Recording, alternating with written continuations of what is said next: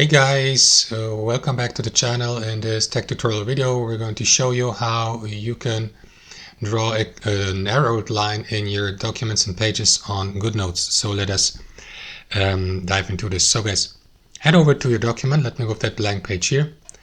And what you want to do is navigate to the shape tool at the top. You may also use the shortcut S for that. Next, select the connector here, either that one with these curves or this one. But before you start drawing with your left mouse and connect your elements here, let me just undo this. You may customize your line and add an arrow to it by clicking into this button. Here you may customize the stroke settings, solid dash dotted. We go with a dashed line. Just the pen thickness here, you may change also the color.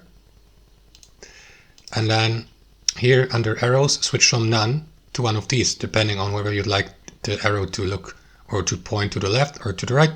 I will go with this and that one, so it's pointing into both directions. So now start drawing your connector and you will see the arrows at both ends of the line. So if you, for instance, connect an element here, like that rectangle and that text box, it will look like this.